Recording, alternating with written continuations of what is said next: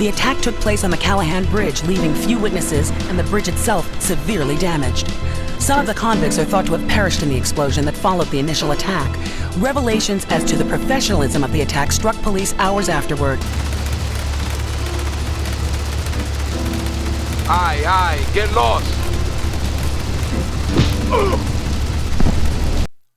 Rockstar's Grand Theft Auto series is perhaps one of the most well-known, well-recognized, and perhaps one of the most consistent series in all of gaming. Originally developed by Rockstar North, which at the time was DMA Design, the top-down games for the original PlayStation were decent hits, although the series would come to be the behemoth it is today with 2001's Grand Theft Auto 3. A fully 3D open-world game with gorgeous visuals at the time was enough to make fans of the medium salivate back in 2001, but Rockstar poured in a lot of its own creative juices that elevated the series to great heights. Now, 20 years later, Grove Street Games has released a remastered trilogy in the form of Grand Theft Auto, the Trilogy, the Definitive Edition. It's not a full-fledged remake, and it's not a by-the-numbers remaster either. It sits somewhere in between, and from what we've seen, there are quite a few things that have changed this time around. Lighting. The original game used most of the techniques that were prevalent during games of the era. Of course, there weren't any fancy tricks as used in games of today, like ray tracing, dynamic lighting, and what have you. In the original, a lot of the reflections seem to be baked into surfaces themselves, such as the hood of a car. Light poles, sunlight, and other sources of light do project direct reflections on the surfaces themselves, which helps the game's lighting techniques achieve some degree of dynamic lighting. Shadows are also primitive and seem to be mostly unhindered by external sources of light. Another point worth noting is the color palette that's used in the world, which mostly consists of darker shades, a conscious choice to hide the many inefficiencies with the game's lighting and reflective surfaces. In the remastered version, a completely new lighting system is in place as the game is ported over to Unreal Engine 4. Immediately, you can notice a big change in how sources of light have proper projections and how surfaces react to the projected light. There are also proper shadows, all of them are in higher resolutions. There's no ray tracing, and there also doesn't seem to be any traces of indirect lighting techniques either. The color palette also seems to have been altered with more vibrant colors, which might be a bit controversial, but definitely seem to serve well in this case. Character models. Grand Theft Auto 3 was a huge game for its time, and while the DVD technology opened up multiple possibilities, DMA Design would still have to keep ambitions in check for the character models. Polygon budgets needed to be kept in check, as the game would have to fit several character models in a frame at a time, and even more in memory to be streamed instantaneously without any loading screens. That said, they were still quite impressive back in the day, even though they are primitive by modern standards.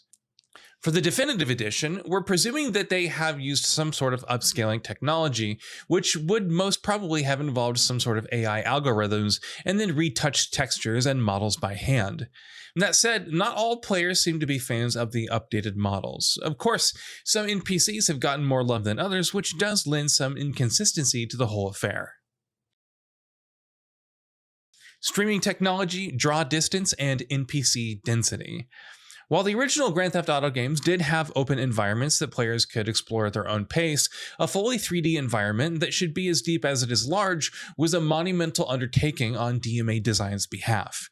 Using Criterion Games' renderware engine as the basis, the team would continue to create prototypes of the game's world while still deciding on the level of detail for environments to get a streaming model that would actually work in the constraints of the hardware.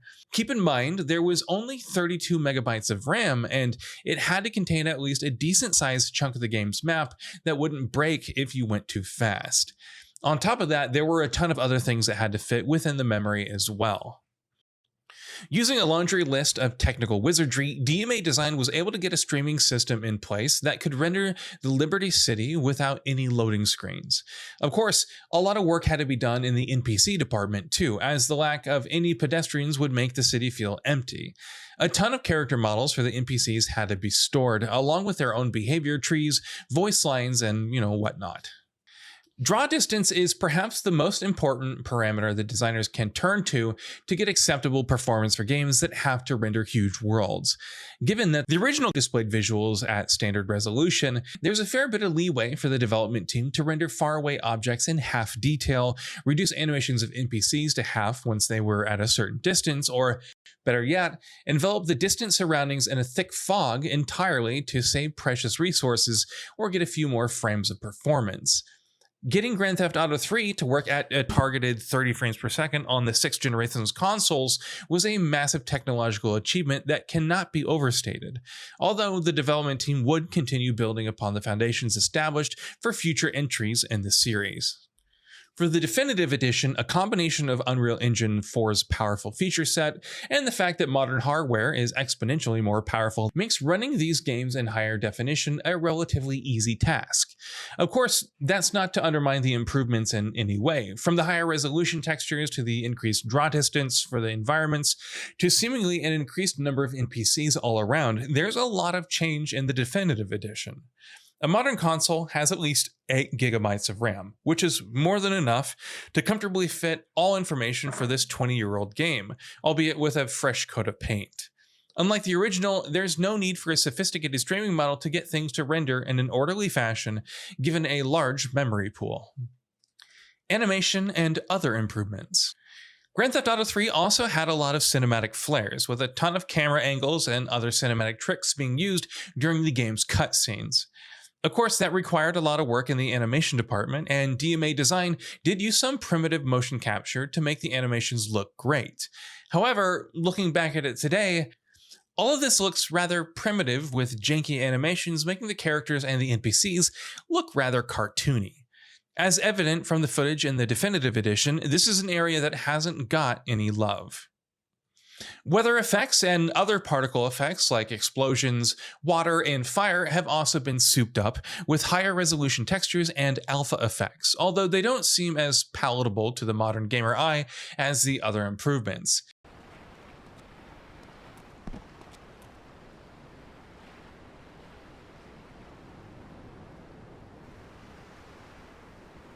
The opening shot of the game, which sees a vehicle lit on fire, looks rather primitive, and so do the weather effects, such as rain. Loading times have also seen a massive improvement this time around, with the game's definitive edition loading in just a couple of seconds on the PS5. This is of course in stark contrast to the game's original release, which could take almost a minute to load into a save. Physics and attention to detail.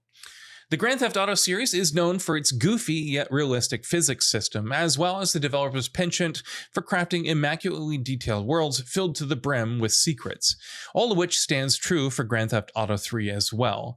DMA Design also put Renderware's physics systems to great use, adding a great deal of realism to the whole affair. Cars would get dents and scratches according to what hit it, where it hit, and how fast it was. Explosions would knock you back too, and there are a ton of other similar little but essential details that are essential to the experience.